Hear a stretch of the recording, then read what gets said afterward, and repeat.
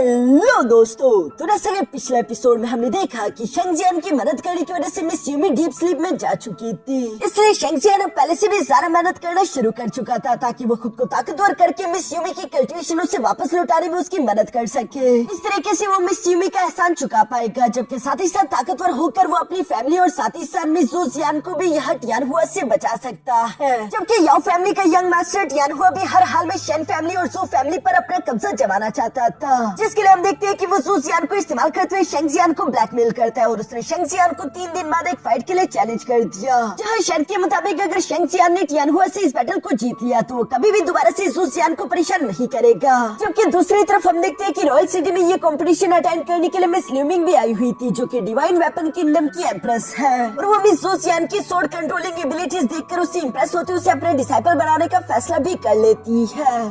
अब आगे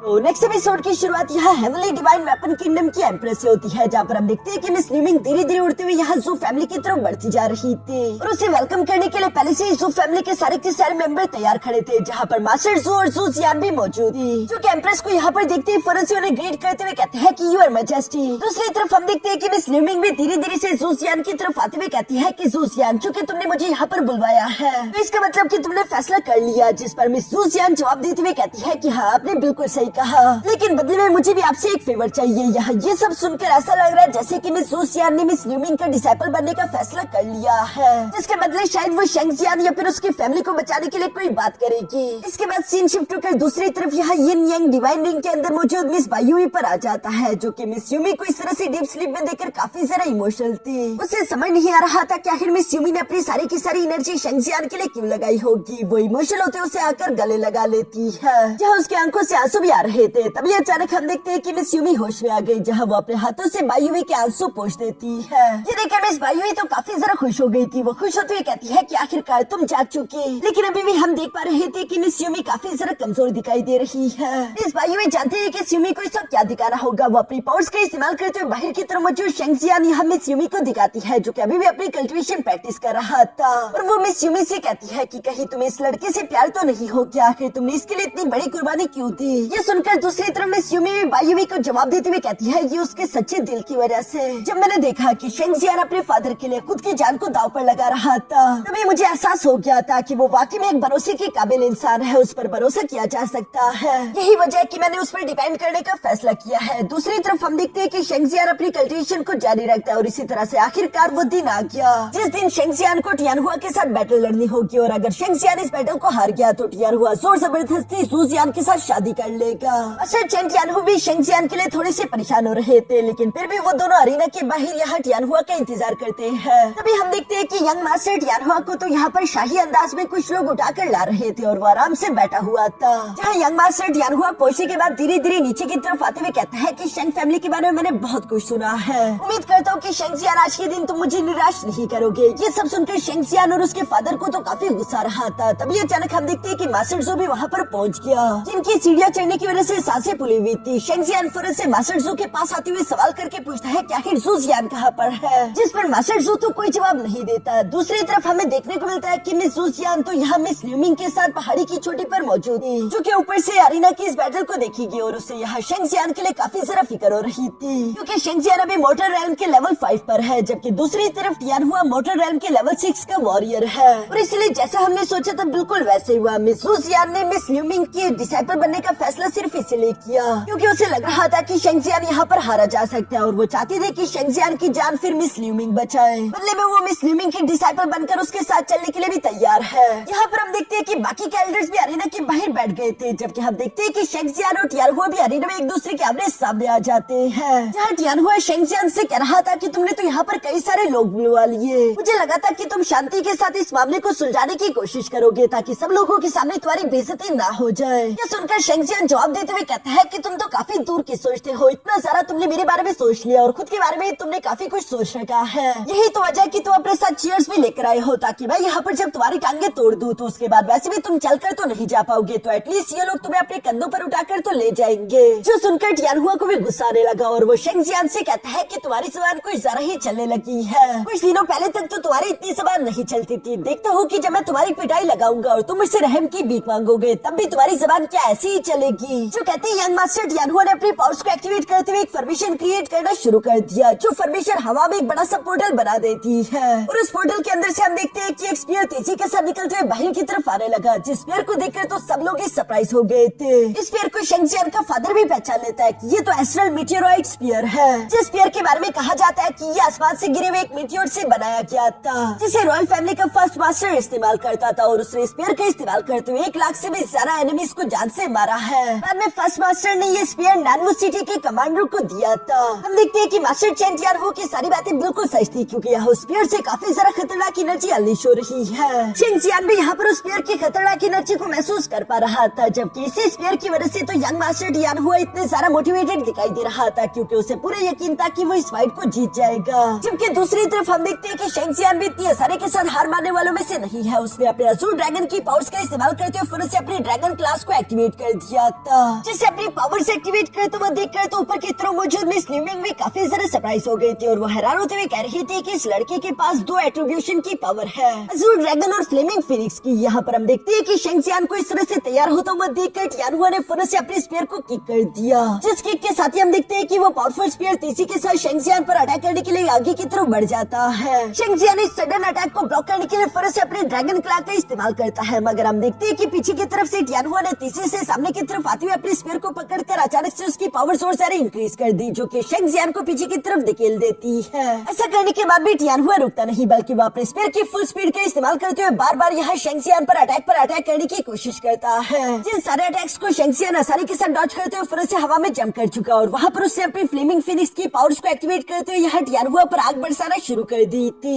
इन Fleming attacks को ब्लॉक करने के लिए यंग मास्टर टियानहुआ ने अपने स्पीयर का इस्तेमाल किया, मगर साथ ही साथ उसे एहसास हो रहा था कि शेंगजियान की ताकत लगातार तेजी से बढ़ती जा रही है, क्योंकि 7 दिन पहले वो इंसान जो कि पूरी तरीके से नकारा था वो इतना सारा ताकतवर हो चुका है। अगर आज मैंने इसे जिंदा छोड़ दिया तो ये फ्यूचर में हमारे लिए और भी जरा खतरा बन जाएगा। यहाँ पर हम देखते हैं कि तभी अचानक शेंगजियान तेजी से नीचे की तरफ आने लगा और यहाँ टियानहुआ और शेंगजियान दोनों ही अपनी फुल पावर्स के साथ एक दूसरे से टकरा गए। इनके टकराव की एनर्जी ब्लास्ट के कारण हम देखते हैं कि यहाँ टियानहुआ उड़ते हुए पीछे की तरफ जाने लगता है। उसने फिर से अपने स्पीयर का इस्तेमाल करते हुए कुछ चट्टानों को शेंगजियान की तरफ थ्रो करने की कोशिश की, मगर शेंगजियान फिर से अपने ड्रैगन क्लॉ का इस्तेमाल करते हुए सारे के सारे पत्थरों को सामने से हटा देता है, जबकि एक पत्थर को कैच करके उसने पूरी तरीके से पीस दिया था। यहाँ शेंगजियान की ये स्ट्रेंथ देखकर तो टियानहुआ भी कहता है कि अब मैं समझ गया कि आखिर तुमने शेन यीहान को कैसे हराया। तुम वाकई में काफी ताकतवर हो चुके हो, अब चलो मेरी इस टेक्निक का मुकाबला करो। और ये कहती हम देखते हैं कि टियानहुआ ने फिर से अपने स्काई ब्रेकिंग स्पीयर टेक्निक को एक्टिवेट कर लिया, जिस टेक्निक का इस्तेमाल करते हुए शेंगजियान की तरफ बढ़ने लगता है। ये देखकर दूसरी तरफ शेंगजियान ने भी फिर से हवा में जंप कर दिया, जहाँ वो अपने अज़ूर ड्रैगन और फ्लेमिंग फिनिक्स दोनों की पावर्स को कंबाइन कर देता है, जिनकी पावर से उसने फ्लेमिंग ड्रैगन टेक्निक क्रिएट कर दी थी और वो इस टेक्निक का इस्तेमाल करते हुए सामने की तरफ मौजूद टियानहुआ से टकरा जाता है। दोनों ही इस टकराव में अपनी फुल स्ट्रेंथ का मुकाबला कर रहे थे, मगर हमें देखने को मिलता है कि यंग मास्टर टियानहुआ का एस्ट्रल मीटियोर स्पीयर थोड़ा ज्यादा पावरफुल था और इसी वजह से वो यहाँ शेंगजियान को हिट करते हुए पीछे की तरफ पटक देता है, क्योंकि शेंगजियान का फ्लेमिंग ड्रैगन पूरी तरीके से डिस्ट्रॉय हो गया। ये देखकर तो शेंगजियान के फादर काफी ज्यादा घबरा चुके थे, जबकि दूसरी तरफ ज़ूज़ियान भी परेशान होने लगी। वो वहीं पर मौजूद मिस ल्यूमिंग की तरफ देखने लगती है, क्योंकि ज़ूज़ियान ने मिस ल्यूमिंग से प्रॉमिस लिया था कि वो किसी भी हाल में शेंगजियान को मरने नहीं देगी, जबकि यंग मास्टर टियानहुआ तो ये बैटल लड़ ही से ले रहा है ताकि वो शेंगजियान को अपने रास्ते से हटा सके। यहाँ पर हम देखते हैं कि अरीना में शेंगजियान उस अटैक के बाद धीरे धीरे करके दोबारा से खड़ा हो चुका था, जो देखकर टियानहुआ कहता है कि तुम दोबारा से खड़े हो गए, मुझे लगा नहीं था, पर चलो कोई बात नहीं, मैं देखता हूँ कि तुम मेरे स्पीयर के आखिर और कितने अटैक झेल सकते हो। शेंगजियान जो कि दूसरी तरफ देख रहा था, यहाँ पर शेंगजियान की पीठ को देखकर तो टियानहुआ उस पर हमला करने का सोचता है, क्योंकि ये मौका उसके लिए बेहतरीन था, इसलिए वो फिर से अपने स्पीयर को लेकर यहाँ शेंगजियान की तरफ बढ़ने लगता है। मगर तभी अचानक हम देखते हैं कि शेंगजियान ने काफी कूल तरीके से बिना देखे अपने हाथ का इस्तेमाल करते हुए स्पीयर को पकड़ लिया, जिससे तो टियानहुआ भी सरप्राइज हो गया और शेंगजियान ने तभी अपने दूसरे ड्रैगन क्लॉ का इस्तेमाल करते हुए शेंगजियान पर काउंटर अटैक करने की कोशिश की, लेकिन वो उसके अटैक को डॉज करते हुए फिर से पीछे की तरफ आ जाता है, जिसके बाद इन दोनों के दरमियान क्लोज कॉम्बैट होना शुरू हो जाती है, जहाँ क्लोज कॉम्बैट में हम देखते हैं कि शेंगजियान ने एक बार फिर से टियानहुआ के स्पीयर को एक हाथ से पकड़ लिया था और दूसरे हाथ से वो टियानहुआ के साथ बैटल लड़ने लगता है, क्योंकि अगर शेंगजियान ने स्पीयर को पकड़े रखा तो टियानहुआ स्पीयर की पावर्स को इस्तेमाल नहीं कर पाएगा। यही शेंगजियान का प्लान था, टियानहुआ भी इसे समझ लेता है, इसलिए टियानहुआ ने अपने स्पीयर को आजाद कराने की कोशिश शुरू कर दी, जहाँ वो शेंगजियान के मुंह पर किक करते उसे पीछे की तरफ पटक चुका और जोर जोर से हंसते हुए कहता है कि आज के दिन तो हेवन भी मेरा ही साथ दे रहा है। दूसरी तरफ शेंगजियान भी एक बार फिर से फाइट करने के लिए अपने पैरों पर खड़ा हो जाता है, मगर साथ ही साथ वो अपने मन में सोच रहा था कि इन सबसे काम नहीं होने वाला, मुझे कोई और रास्ता निकालना होगा। ये सब सोचते हुए शेंगजियान आसमान में में मौजूद बिजली को कड़कता हुआ देख रहा था। जो सब देखकर तो सामने की तरफ मौजूद टियानहुआ ने फौरन से अपनी स्फीयर का इस्तेमाल करते हुए शेंगजियान पर हमला कर दिया और वो हमला करते हुए कहता है कि फाइट के दौरान तुम्हें डिस्ट्रैक्ट नहीं होना चाहिए, तुम्हारा सारा के सारा ध्यान मुझ पर होना चाहिए वरना तुम मारे जाओगे। और ये कहते हुए एक बार फिर से शेंगजियान और टियानहुआ के दरमियान क्लोज कॉम्बैट होना शुरू हो गई, जहाँ पर पीछे की तरफ हटते हुए हम देखते हैं कि शेंगजियान ने अपने फ्लेमिंग फिनिक्स की पावर का इस्तेमाल करते हुए फुल बर्स्ट पावर के साथ यहाँ फ्लेमिंग बॉल का इस्तेमाल करते हुए टियानहुआ पर अटैक्स करना शुरू कर दिए थे, जिनकी वजह से अरीना में एक बहुत बड़ा फ्लेमिंग ब्लास्ट हो गया।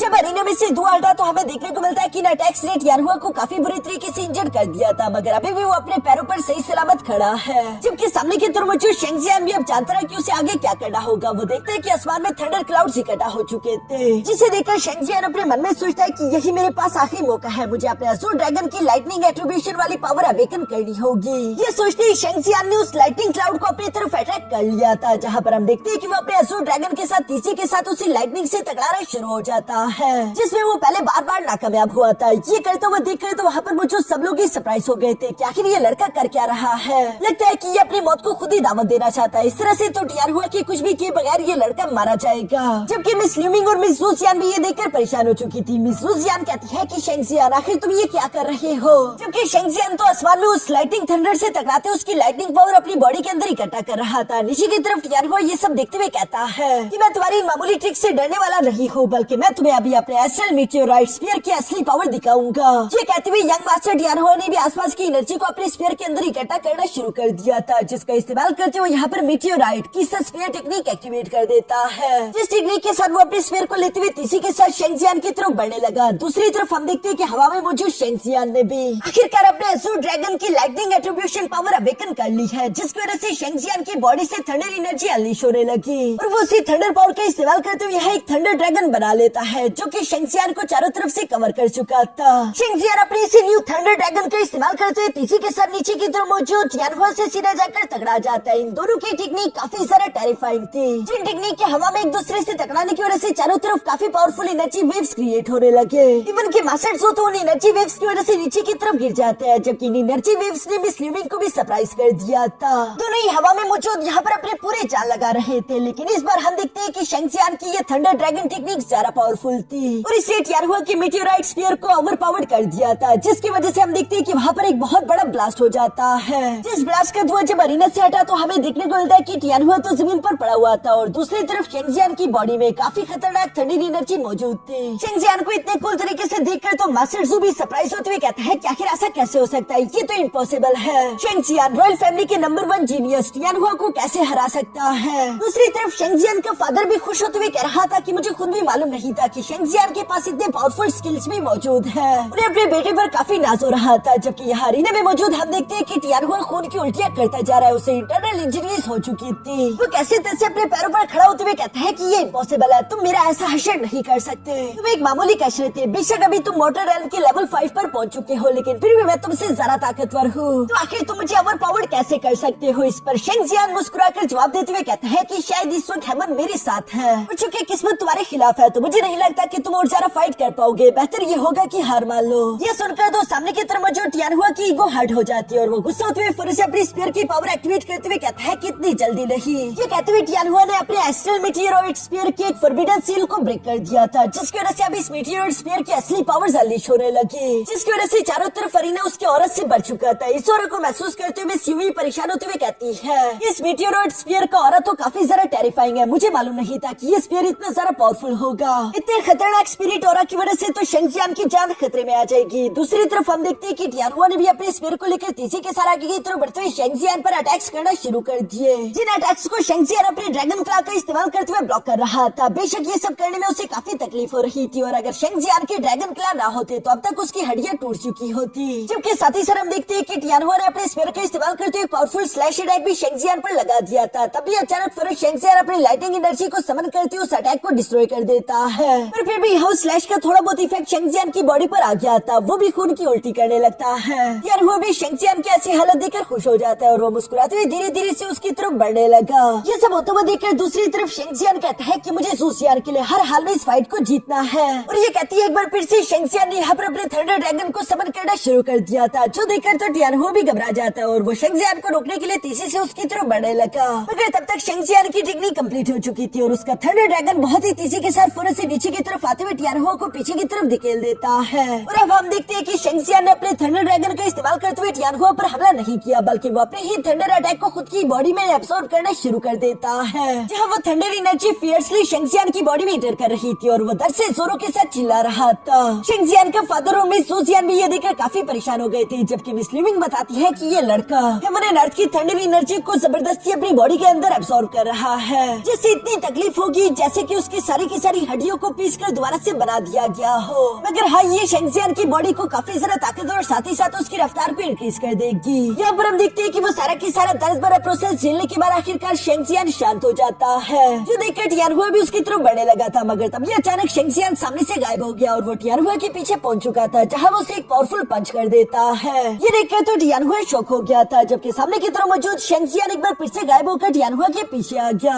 जो देखकर टियानहुआ फौरन से अपने स्पीयर को घुमाते उस पर हमला करने की कोशिश करता है। मगर शेंगजियान तो आसानी के साथ उसके अटैक को डॉज करते हुए दोबारा से उसके पीछे आ गया। असल में शेंगजियान की रफ्तार बिजली जैसे तेज हो चुकी थी, वो एक लम्हे में एक जगह से मूव करते हुए दूसरी जगह पहुंच सकता था। यहाँ पर हम देखते हैं कि शेंगजियान काफी कूल तरीके से हाथ बांधकर यहाँ टियानहुआ के पीछे कमर से कमर लगाकर बैठा हुआ था और इससे पहले कि टियानहुआ उस पर दोबारा से हमला कर पाता, वो मूव करते हुए फिर से दूसरी तरफ चला जाता है, जहाँ पर उसने टियानहुआ के स्पीयर को पकड़ते उसे हिट करते उसके स्पीयर को उसे छीन लिया। ऐसा करने के बाद शेंगजियान टियानहुआ को पेट में किक करते उसे हवा में उड़ा देता है, जिसके बाद वो तेजी से मूव करते हुए फिर से हवा में उसके पीछे भी आ चुका था और वो वहाँ उससे जोरदार पंच करते हुए दोबारा से जमीन पर बैठ चुका, जबकि टियानहुआ की जमीन पर आने से पहले ही शेंगजियान वहाँ पर पहुंच चुका था और वो उसे एक बार फिर से पंच करते हुए हवा में उड़ा देता है, जहाँ हवा में आते हुए एक बार फिर से शेंगजियान उसे किक करते हुए जमीन पर पटक दिया, जिसे सही मायनियों में उठा कर पटकना कहा जा सकता है। शेंगजियान टियानहुआ की बहुत ही बुरी तरीके से धुलाई करता जा रहा था, जबकि टियानहुआ बेचारा तो कुछ समझ ही नहीं पा रहा था कि आखिर मैं करूँ तो करूँ क्या, क्योंकि शेंगजियान की रफ्तार इसो कितनी ज्यादा तेज थी। टियानहुआ के अटैक तो उसे स्लो मोशन में दिखाई दे रहे थे, जबकि वो खुद बिजली की रफ्तार के साथ मूव करते हुए यहाँ एक के बाद एक अटैक टियानहुआ पर करता जा रहा था। वो उसे हवा में उड़ा देता है, जहाँ हवा में शेंगजियान कभी उसे एक साइड से लात मारता, कभी दूसरी साइड से पंच, और इसी तरह करते करते उसने बहुत ही स्पीड के साथ टियानहुआ को धोना शुरू कर दिया था। इस सारे के सारे अटैक्स की वजह से टियानहुआ का मुंह तो सूज जाता है, लेकिन शेंगजियान का गुस्सा अभी भी शांत नहीं हो रहा था। वो टियानहुआ को पैर से पकड़ते हुए जोर जोर घुमाते हुए आसमान में पटक चुका, जहाँ पर वो टियानहुआ की पोजीशन से पहले उससे भी ज्यादा ऊंचाई तक पहुंच चुका था और वो फौरन से यहाँ पर अपने थंडर ड्रैगन को समन कर लेता है, जहाँ वो टियानहुआ से कह रहा था कि चलो अब इस खेल को यहीं पर खत्म करते हैं। और ये कहते ही शेंगजियान ने अपने थंडर ड्रैगन वुजन टेक्निक का इस्तेमाल करते हुए फौरन से टियानहुआ पर हमला कर दिया। इस फाइनल थंडर ड्रैगन अटैक से टकराते हुए हम देखते हैं कि अरीना में एक बहुत बड़ा ब्लास्ट हो गया था, जबकि टियानहुआ की हालत इतनी ज्यादा खराब हो चुकी थी कि अब तो वो अपने पैरों पर भी खड़ा नहीं हो सकता। बस वो सिर्फ शुक्र इसी बात का मनाया कि शेंगजियान ने उसे जिंदा छोड़ दिया। शेंगजियान कुल तरीके से बिना किसी खरोच के नीचे की तरफ आ जाता है, जबकि टियानहुआ के सर्वेंट तो उसे इस हालत में देखकर कहते हैं कि यंग मास्टर, और फौरन से जाते हुए उसे उठाकर अपने साथ लेकर जाने लगे। मास्टर जो भी ये सब देखकर अपनी आंखों में यकीन नहीं कर पा रहा था। वो धीरे से निराश होकर नीचे की तरफ बैठते हुए कहता है कि नहीं, ये इम्पॉसिबल है। उसे एहसास होता है कि उसने कितनी बड़ी गलती कर दी है। जिस शेंगजियान को वो कच्चा समझ रहा था वो तो इतना ज्यादा ताकतवर निकला, जबकि दूसरी तरफ हम देखते हैं कि मिस जोजियान भी ये देखकर काफी ज्यादा खुश थी कि शेंगजियान ने आसानी के साथ टियानहुआ को हरा दिया है और उससे शेंगजियान की मदद करने की नौबत ही नहीं आई, जबकि मिस ल्यूमिंग भी शेंगजियान के आज के इस परफॉर्मेंस से काफी ज्यादा इम्प्रेस हो चुकी है। दूसरी तरफ चूंकि शेंगजियान ने यह टियानहुआ को हरा दिया था, इसलिए वो उससे कहता है कि शर्त के मुताबिक अब तुम हार चुके हो, इसलिए मैं नहीं चाहता कि आज के बाद मैं कभी भी तुम्हें जोजियान के आसपास देखूं, बल्कि तुम्हें जू फैमिली और शेंग फैमिली से कम भी 100 गज की दूरी में रहना होगा। ये सब सुनकर टियानहुआ को गुस्सा तो काफी आ रहा था, लेकिन वो कुछ नहीं कह पाता, बल्कि तभी अचानक हम देखते हैं कि वो खून की उल्टी करते हुए फौरन से बेहोश होकर नीचे की तरफ गिर जाता है, जिसे उठाकर उसके सर्वेंट यहाँ से ले जाते हैं। जबकि पीछे की तरफ हम देखते हैं कि मास्टर चैन टियानहुआ भी अपने बेटे से सवाल करते हुए पूछता है कि शेंगजियान तुम ठीक तो हो रहा, जिस पर शेंगजियान मुस्कुराकर जवाब देते हुए कहता है कि हाँ फादर, आप मेरी फिक्र ना करें। मगर ये सब कहती है अचानक शेंगजियान का सर चकराने लगा और वो भी बेहोश होकर नीचे की तरफ गिर जाता है। ये इसी वजह से क्योंकि शेंगजियान ने कुछ ज्यादा ही एनर्जी इस्तेमाल कर दी थी और उसने खुद की लिमिट को कुछ ज्यादा ही पुश कर दिया था। पहले तो एड्रेनलिन रश की वजह से वो यहाँ फाइट कर रहा था, मगर अब चूंकि उसकी बॉडी शांत होने लगी है इसलिए वो भी कमजोर होकर बेहोश होते हुए गिर जाता है। जिस सीन के साथ ही हमारा ये एपिसोड यहीं पर खत्म हो गया।